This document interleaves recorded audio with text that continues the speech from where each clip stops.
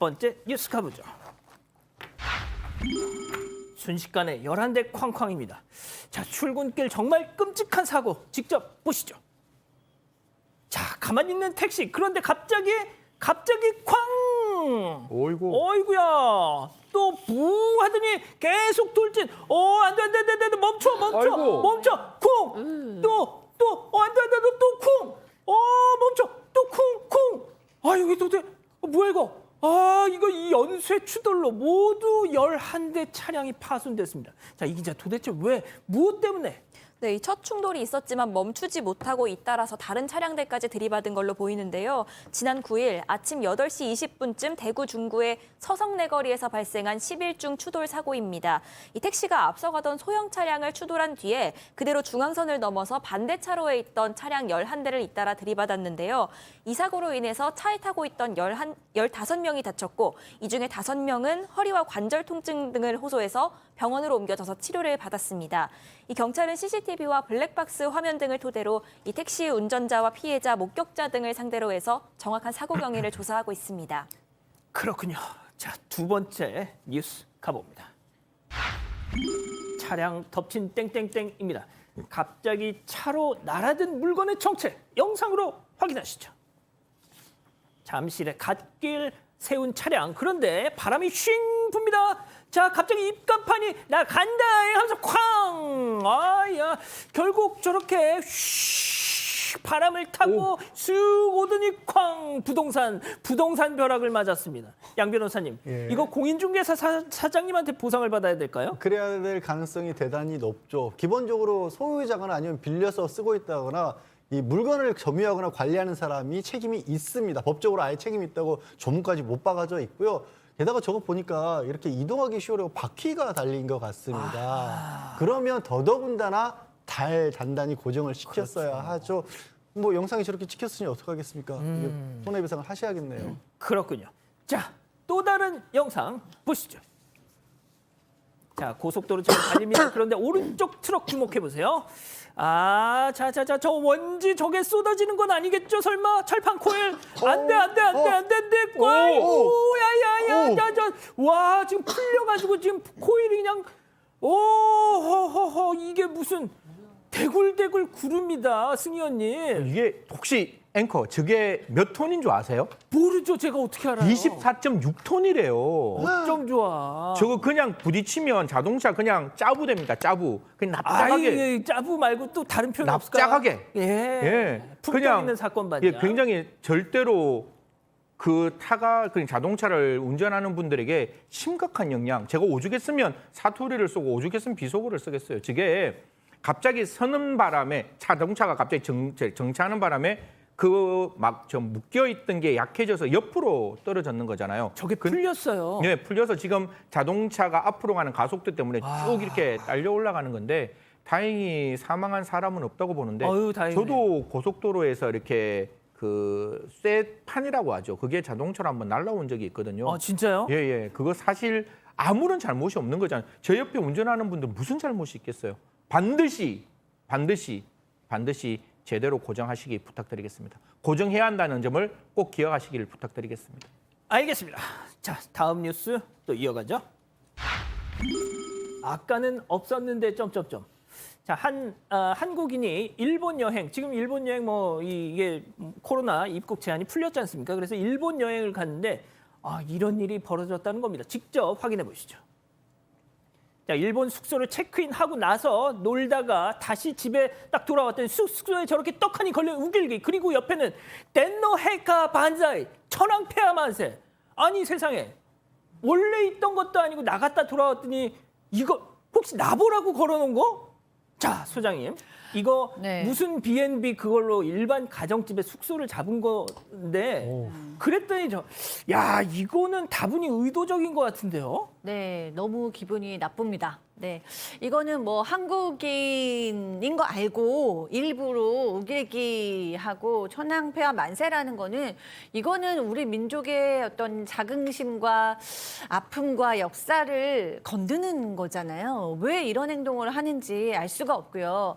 여기에 무슨 뭐 이런 뭐 역사관 얘기하러 간 게 아니고 기분 좋게 여행 갔는데 아, 그럼요. 거기에 이런 식으로 기분을 돈 주고 묵는 거잖아요. 게다가 지금 무료로 빌려준 것도 아니잖아요.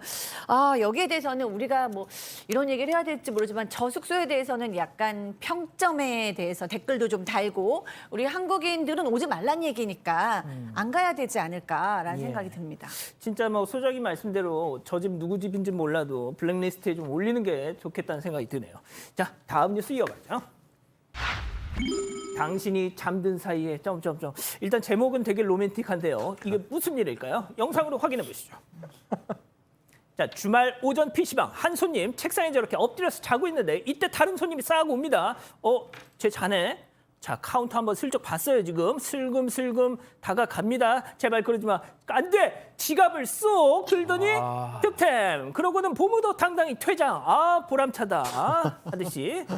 양 변호사님, 정말 세상에는 말이죠. 오만 잡범들이 가득가득합니다. 아니 저기 지난 7월에 있었던 일이라고 하는데요. 저 사람이 지금 노리고 들어온 건지 아니면 본인도 게임을 하러 왔다가 저렇게 자는 걸 보고 저랬는지 모르겠는데 매번 말씀드리죠. 요즘에 저렇게 이게 도둑질하는 거 진짜 이해를 못해요. CCTV에 고스란히 찍히잖아요. 그러니까요. 특히 이제 저 PC방 같은 데는 더더군다나 사고가 많기 때문에 CCTV 여러 대 설치해 놓거든요. 저 사람 왜 저러는지 하여튼 잡혔고요. 아, 지갑도- 잡혔습니까? 예, 지갑도 회수했습니다. 그럼 그렇지. 네. 알겠습니다. 자, 다섯 번째 뉴스 가보죠. 아, 이거 진짜 뉴스입니다. 이거. 시청률 20% 돌파, 사건 반장 돌파했습니다라고 말씀드리고 싶지만 아직은 사건 반장의 얘기는 아닙니다. 설명이 필요 없습니다. JTBC 드라마 재벌집 막내 아들. 제가 말이죠. 자사 드라마 홍보한다고 또 뭐라고 하실까 봐 그동안 하고 싶어도 최대한 억눌렀는데 이제는 아닙니다. 왜?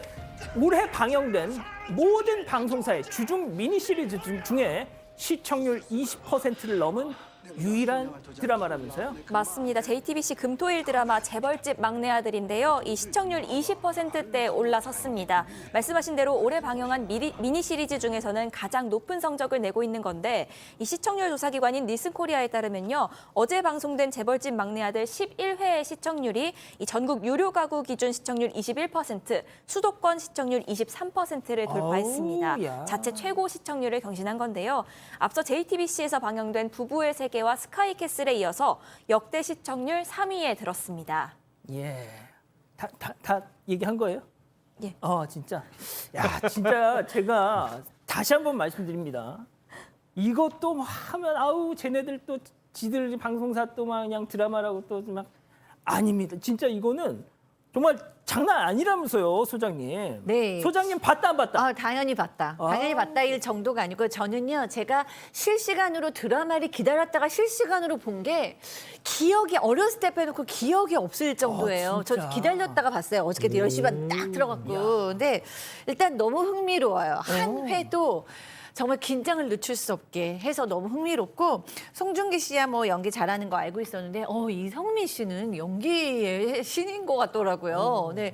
어저께도 막판에 이제 드디어 범인을 알아내는구나라고 했는데 이성민 씨가 딱 무섭다고 해서 약간 치매 비슷한 연기를 저 장면 주면서 아닌가요? 끝났어요. 아닌가? 그렇지 일주일을 어떻게 기다리나요? 진짜. 지금 채팅창에 요단강님이 금요일 날 술 마시다가도 나 적어보려고 딱 들어간다. 이거 약간 모래시계 분위기 아닙니까 예전에? 양 변호사님, 제 입으로 이렇게 계속 얘기하게 하실 거예요, 진짜? 아니, 저 지금 약간 근데 저는 저 예, 드라마를 대신 좀 해주세요. 웹툰 때부터 알고 있었어요. 대신해달라고 미리 얘기를 하지 그러면. 웹툰 때부터 잘 알고 있었고 사실 꾹 참고 기다리고 있는 중이거든요. 그래서 할 말이 별로 없긴 해. 왜? 저는 이렇게 좀 모아놨다가 한꺼번에 다 보는 스타일이지 중간중간에 저는 혈압을 나서 도저히 못 봐요. 이게 진짜? 다음 주 금요일에 어떻게 기다려요. 저는 날 잡아서 다 봐야 돼요. 끝까지 몰아서. 그렇구나. 알겠습니다. 계속 좀 많은 사랑 또 시청해 주시길 바랍니다. 마지막 사연 가보죠.